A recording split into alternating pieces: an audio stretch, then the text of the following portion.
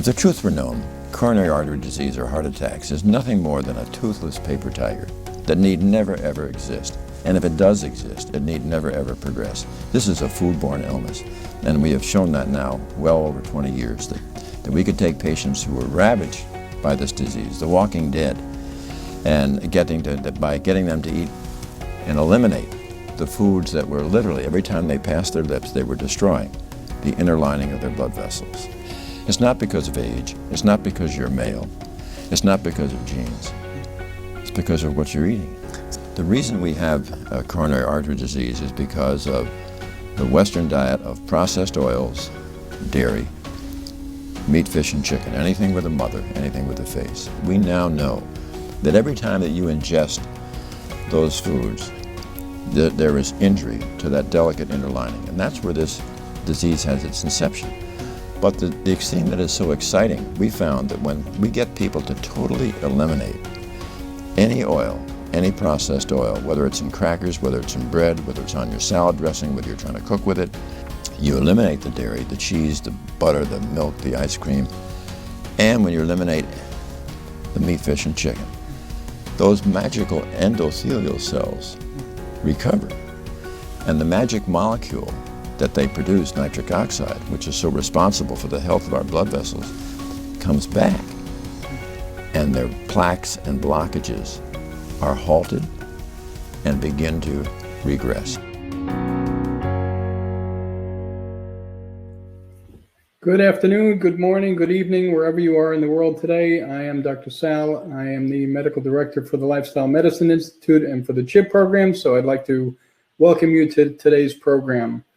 We have a fabulous guest on today who, as you just heard, has been so far ahead of his time in his thinking and his education and what he's done for patients that I am truly honored to have Dr. Esselstyn on the program today. But before he actually comes on the screen, I would like to read his bio. I'm sure that so many of the people that are on the line today know of him or certainly have met him at a conference or another. But Dr. Esselstyn received his BA degree from Yale University and his MD degree from Western Reserve University. You may not know this one, but in 1956, he was number 6 for the Olympic rowing team, and he actually won a gold medal. So if you didn't know that already, now you have more really exciting information about Dr. Esselstyn. He was actually an Army surgeon in Vietnam. In 1968, he was awarded the Bronze Star, another amazing accomplishment, and we thank him for his service to this country for sure. And he's been associated with the Cleveland Clinic since 1968, and really during a lot of those early years, as he's explained to many of us, he was very frustrated with the way medical care was being given to individuals with heart disease, with cancer, and really focusing on pills and procedures.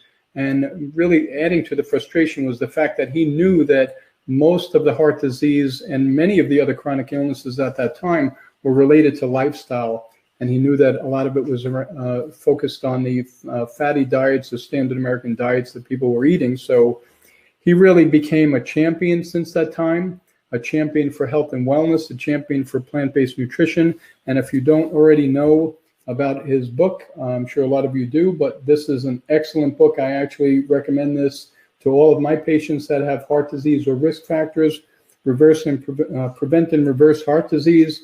Excellent resource that I would like to give a shout out for. So we have a lot to talk about today. I will ask Dr. Esselstyn to please come on the screen, and welcome to the show. Hello there. Hey, Sal. How are you doing today? Good to be with you. Well, your opening little video, and it's interesting, you don't look a day older than you did back then when you were talking to Darren. Great, great 30 years ago. Great introduction. Can you please explain to the audience how heart disease really is a systemic vascular disease? I think the terminology that we use a lot of times is a little misleading. So maybe you could give them some insight into what you were talking about on the little video clip on the intro. Well, it's interesting when you look kind of historically at it. it makes all the medical profession feel a little bit awkward when we recognize the fact that we have known for over 100 years that there were multiple cultures on the planet Earth where cardiovascular disease was virtually non-existent. Right. Papua Highlands, Okinawa, rural China, Central Africa, the Tarahumara Indians in northern Mexico. Now, why is it that those cultures, virtually cardiovascular disease is non-existent, and here it is a leading killer of women and men in Western civilization? What's going on here? Right. So that was kind of the background that was what motivated me to start some research in all this, because it didn't seem too much of a stretch to suggest that maybe if we could get patients who were ill with cardiovascular disease to begin to eat the same type of diet that we're seeing in those cultures where the disease was non-existent, maybe we could halt this disease or begin to get some reversal. Now, you asked about whether it was systemic or not. And I guess by that you mean whether it's only in the heart. No, when we have heart vascular disease, it doesn't choose just the heart. It's going to affect the vessels to your brain, vessels to your liver, to your intestine, and to your legs. It's a systemic illness, and some people have the first manifestation of their disease is they have cramps in their calves because they got blockages in the vessels going to their thigh, or they may have a stroke before they've ever had a heart attack. So we have to really respect and understand the common etiology, the common causation of this illness. Yes, and what I tell a lot of my men, because it's really interesting, this is my 26th year doing general internal medicine and preventive medicine and lifestyle medicine really for the past 10 or so years. A lot of men, you diagnose them with early heart disease because they come in with erectile dysfunction. We really need to be cognizant that there are a lot of manifestations of this problem. And maybe you could explain a little bit more about the endothelium for the people on the line that may not be familiar with the endothelial function and nitric oxide. Well, the area where all experts would be in agreement is that where this disease has its inception, its onset, its beginning, is when we progressively injure that delicate innermost lining of our blood vessels called the endothelium. And the endothelium is remarkable for the magic molecule of gas that it produces called nitric oxide. And it is nitric oxide that is responsible for the salvation and the preservation, the protection of all of our blood vessels because of its unique functions. Now, what are the unique functions of nitric oxide? One, it keeps all the cellular elements within our bloodstream flowing smoothly like Teflon rather than Velcro. It keeps things from getting sticky. Number two,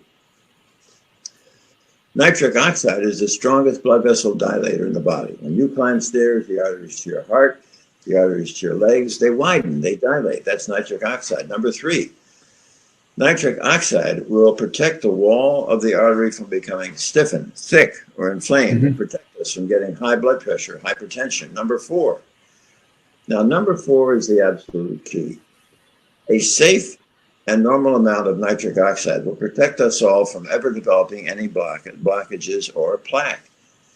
And it's interesting that when you think about it, anybody on the planet Earth who has cardiovascular disease, whether they're from London, Berlin, Chicago, New York, or Tampa, or Fort Myers, if they have vascular disease, it is because by now, in the previous decades, they have so sufficiently trashed, injured, compromised, and turned our endothelial system into a train wreck that we simply do not have enough nitric oxide to protect ourselves from making blockages and plaque. However, the good news is that this is not a malignancy.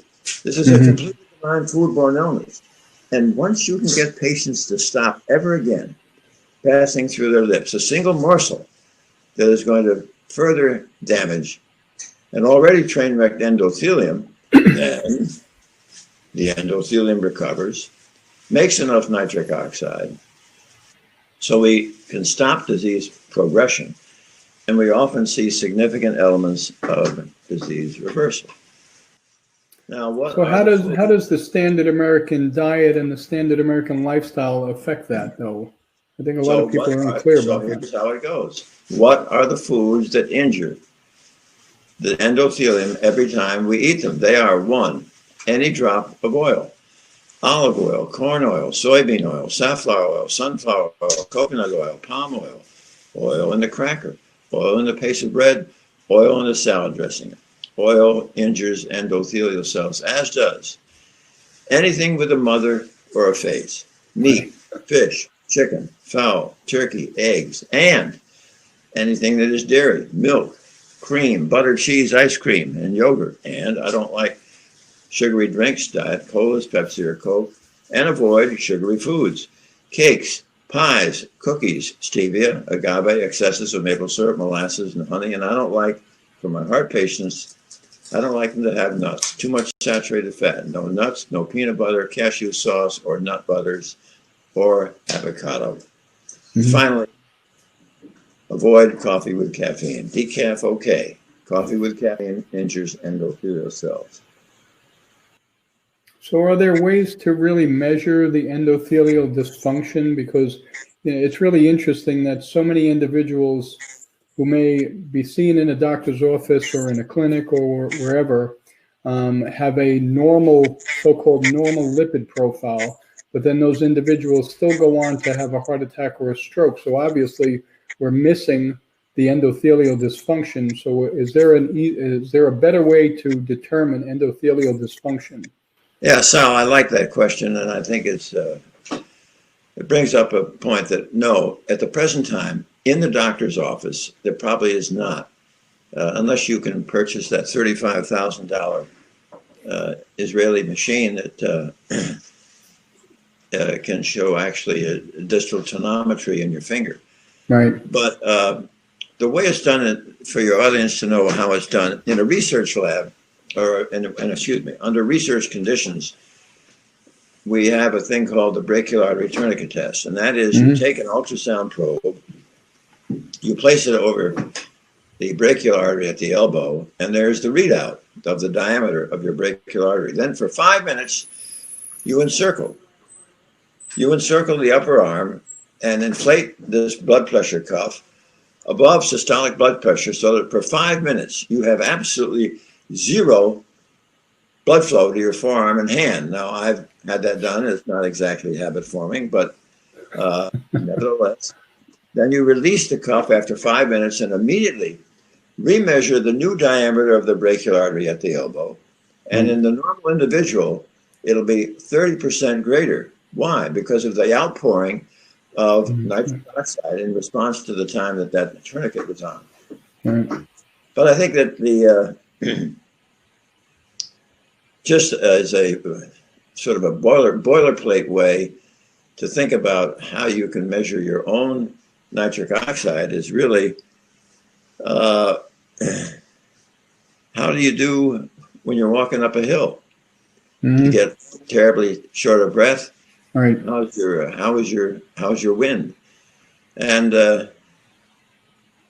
beyond that, really, I think if know this, that if you're curious about your nitric oxide production, that if you are eating any of that list of foods that I mentioned that injure it, you are progressively compromising it. Remember this, and this is sort of like you feel that nature is letting you down, because even in persons who are, let's say, age 50, beautifully healthy, the amount of nitric oxide their endothelial cells are making at age 50 now is 50% of what their endothelial cells were making when they were age 25.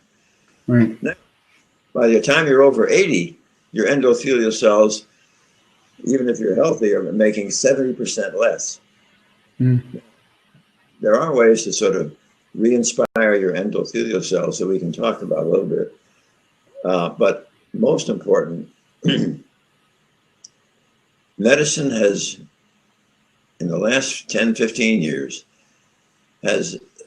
scholars have discovered that the body has an alternate pathway of making nitric oxide. So even as you become more senior, and you want to embellish your nitric oxide level, There's a very straightforward, practical way to do that.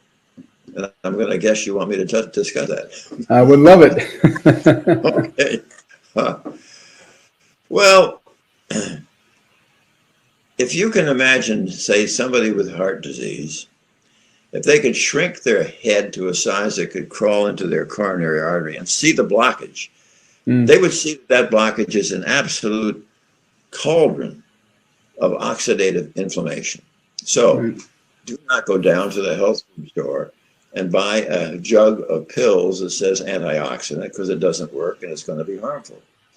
I need you to get your food,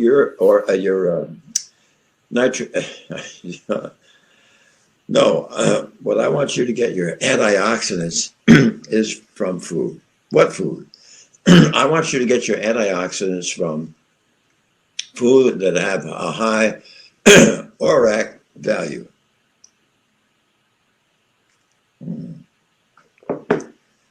ORAC, oxygen radical absorptive capacity. So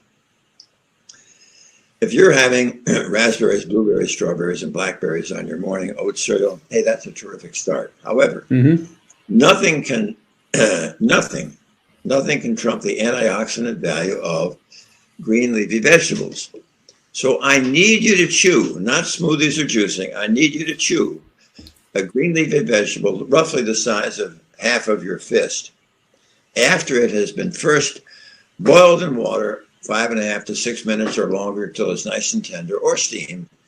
And then you must anoint it with several drops of a delightful either balsamic or rice vinegar. Why? Because research has shown that the acetic acid from those vinegars, that acetic acid will help restore the endothelial, what am I trying to think of? The enzyme. The nitric oxide synthase enzyme, which is contained within the endothelial cell and responsible for making nitric oxide. So you're going to chew this alongside your breakfast cereal, again as a mid-morning snack, again with your luncheon sandwich, again, that's 3, mid-afternoon, 4, dinner time, 5, and Sal, of course, I adore it when you have that evening snack of kale, number 6. Now, also, the second benefit from chewing the green leafy vegetable, the second benefit, you restore the capacity of your bone marrow to once again make the endothelial progenitor cells. What do the endothelial progenitor cells do? They replace our senescent, injured, worn out endothelial cells. Now, number 3. Number 3 is the absolute key. When you're chewing a green leafy vegetable, you are chewing a green nitrate. As you chew that green nitrate, it is going to mix with the facultative anaerobic bacteria that reside in the crypts and grooves of your tongue. Those bacteria are going to reduce the nitrate that you are chewing to a nitrite. Now, when you swallow the nitrite, it is your own gastric acid, which is further going to reduce the nitrite to more nitric oxide. So think about it. With minimal expense, no hideous side effect, from dawn to dusk, all day long, you are absolutely restoring the nitric oxide, the very molecule, the deficiency of which that gave you this disease in the first place. Now, there is a caveat. Toothpaste with fluoride, or fluoride in the drinking water, or mouthwash will injure those beneficial bacteria in your mouth. And taking antacids will reduce your gastric acidity, and you will not have enough acid to reduce the nitrite to more nitric oxide. Now, you're probably wondering, what are the green leafy vegetables that I'm talking about? I want to hear the list. Aha, bok choy, Swiss chard, kale, collards, collard green, beet greens, mustard green, turnip greens, Napa cabbage, Brussels sprouts, broccoli, cauliflower, cilantro, parsley, spinach, and arugula, and asparagus. And the top 5 are kale, Swiss chard, spinach, arugula, beet greens, and beets. And Sal, look what it does for your memory. That's bad. I can't remember that. And I've heard you do that so many times. That's great. I love it.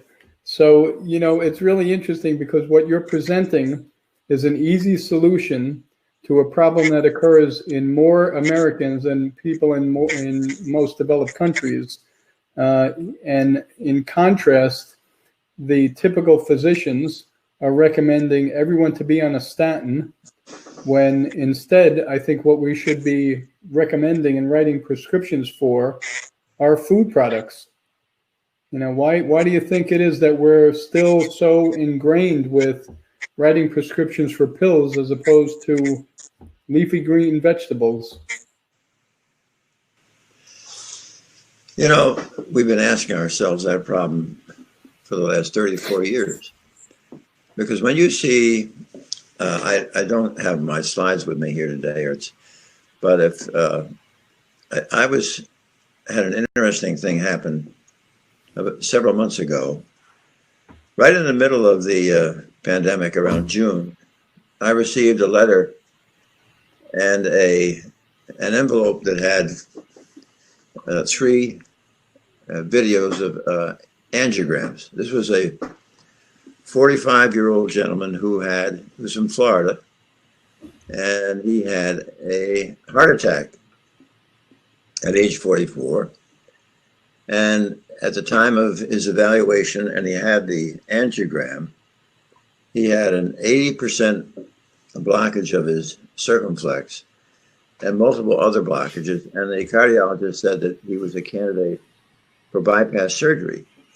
And this 44-year-old gentleman said, "Wait a minute, I'm not too sure I really want to do that." Right. I hadn't heard a word from him at that point. He just simply said he was going to try some other method. Apparently found my book, and really followed it quite assiduously. And the cardiologist was still skeptical, so the next year he agreed to have another angiogram. And the circumflex, which had the 80% blockage, which was the most significant one, was now down to 40% blockage. Mm-hmm. And so he continued, and he was happy that he was moving in the right direction. And that was actually had that second angiogram 12 months after the first. Then another 18 months went by, and he saw a different cardiologist who was very concerned that to really know this patient should have another angiogram and to compare it to the first. And now what was formerly 40% Right. had disappeared. Right. Now when you think about the thing so I never knew about this patient until he had all 3 angiograms and was proud of what he'd been able to do from reading the book and wanted me to thank me and said for the writing the book. And but it brings up a point that I think to be made here, namely that at no point was there a single physician who guided this patient towards an alternate solution.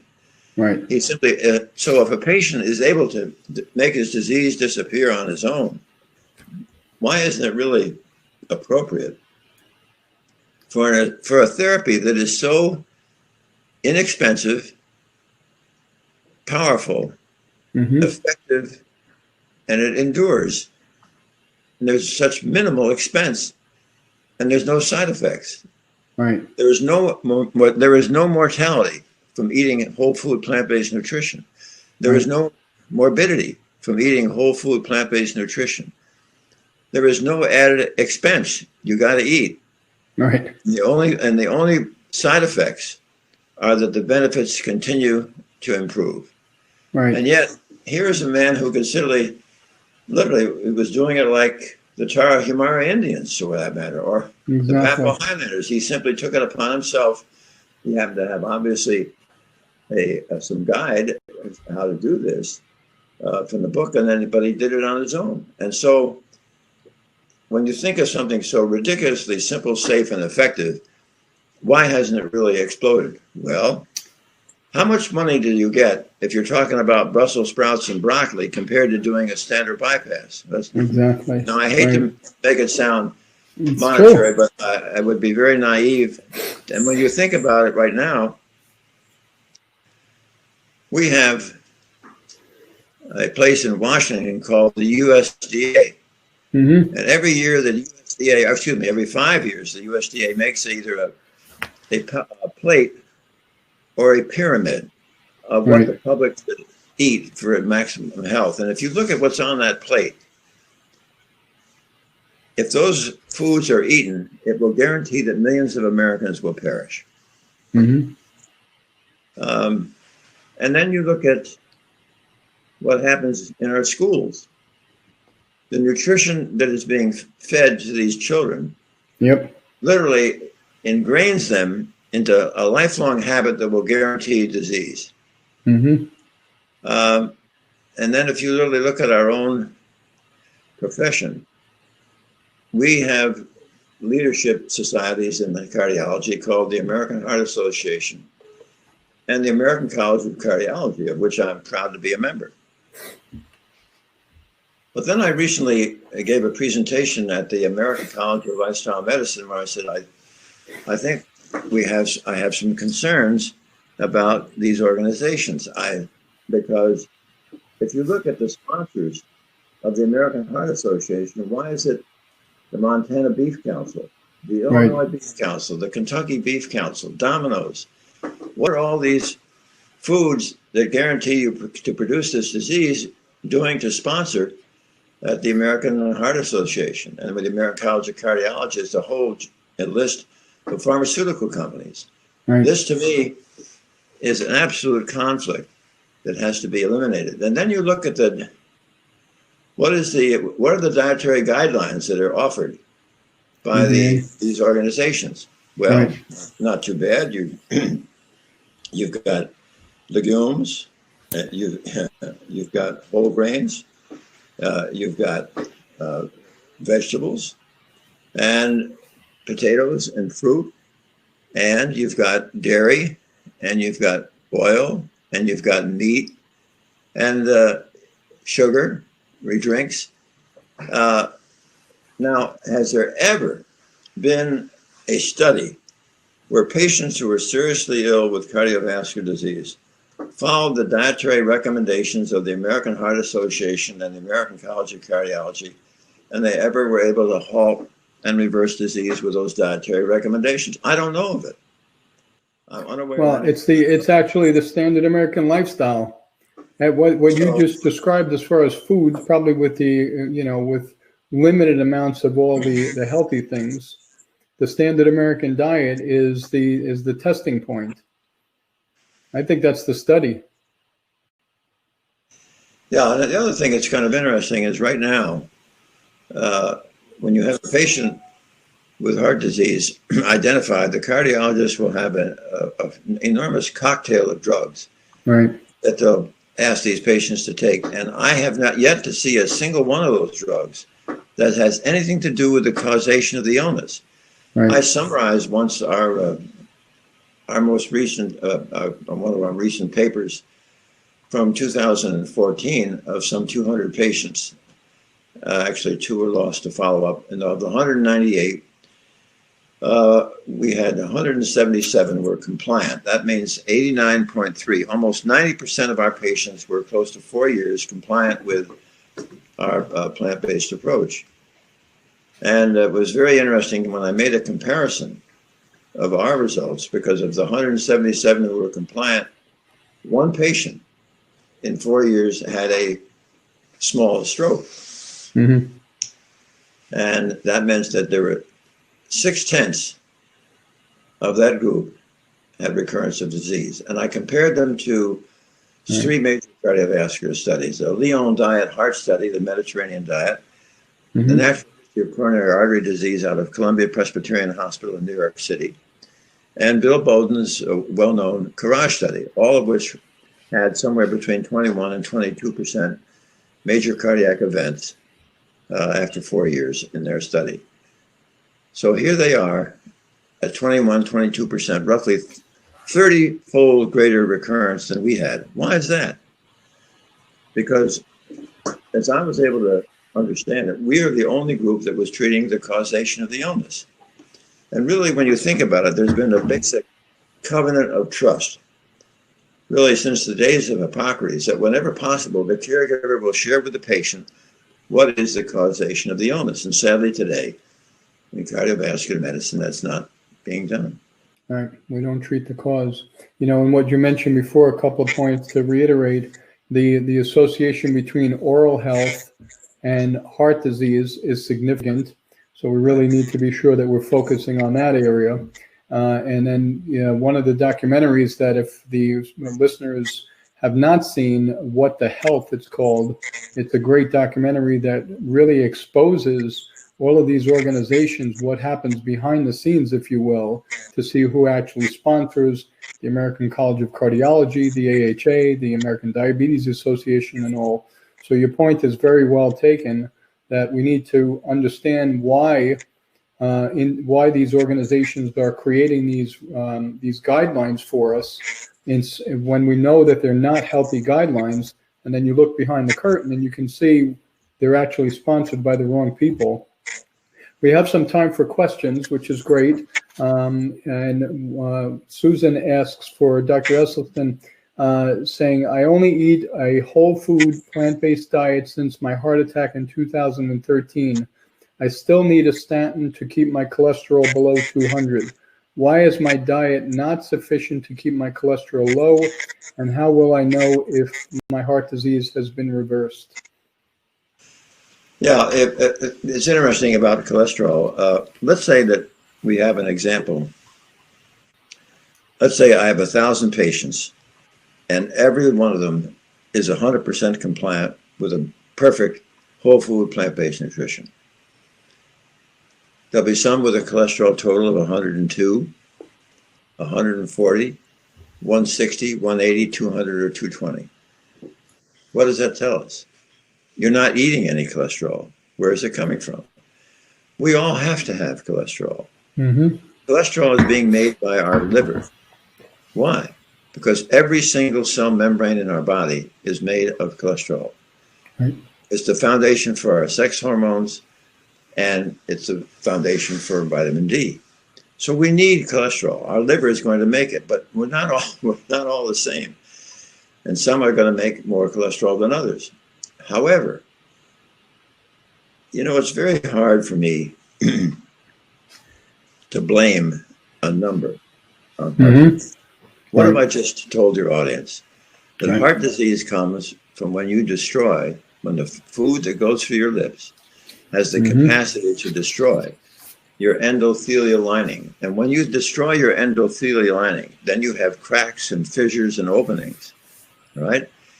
And and when you start eating the Western diet, your LDL, your bad cholesterol, along with other cellular elements, gets very sticky. And so if you get things sticky up against a rotten endothelium, now you're going to have problems. However, let's suppose that you've got a cholesterol of 200 or 220, and you're eating in a way that you're making an absolute endothelial fortress. Mm-hmm. I don't know of patients who are totally eating 100% whole food plant-based nutrition, who simply because their liver is making extra cholesterol, how they're going to be at risk. Right. So I think almost all the studies I'm aware of with statins have been done with people who are eating the typical Western diet. Right? So that if you back off the statins or a little bit, then of course you're still at great risk because of the food you're eating, because it's the food, it's not the lack of the statin that causes this disease. Right, exactly. Well, I want to just finish up. If we lost Dr. Esselstyn, by thanking him. That is it's a complicated scenario, if you will, but he does such a great job of explaining what the problem is, and the problem obviously is the endothelium itself. And the solution is so simple. These are lifestyle created problems and lifestyle driven solutions.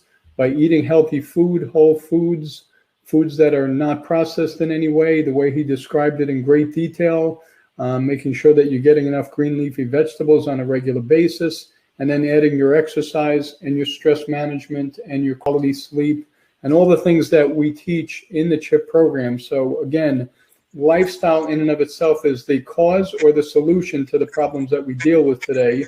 And you did such a beautiful job of explaining the intricacies of the endothelium and how we can reverse the endothelial dysfunction. So I just want to reiterate to the audience that we have all of these sessions taped and recorded. So if you want to go back and listen to this session again. Next week, we have Dr. Kate Collings, who is a cardiologist, and she is the incoming or the current president now of the American College of Lifestyle Medicine. So I'm really excited to have Dr. Collings come on next week. And in closing, again, Dr. Esselstyn, thank you so much for not only for being on the show, but really for being a lifelong champion for healthy living and helping so many people reverse their disease and live a quality life. So bless you and thank you so much for what you do and what you will continue to do. Thank you, Sal. I just wanted to say in closing that I guess that the reason that it's been about 20 years that I retired from surgery, but I still find myself more passionate than ever about medicine because I see we're really I think, at the cusp of what could be a seismic revolution in health. And the seismic revolution in health is never going to come about from the invention of another pill, another drug, another procedure, or an operation. The seismic revolution in health is going to come about when we in the profession have the will and the grit and the determination to share with the public what is the lifestyle, and most specifically, what is the nutritional literacy that will empower them as the locus of control to absolutely annihilate chronic disease. Thank you. Amen. Thank you so much. We appreciate you and everything that you do. Thank you to everyone that participated today. God bless you all, and we will see you next week. Have a blessed day. Bye-bye. Thank you.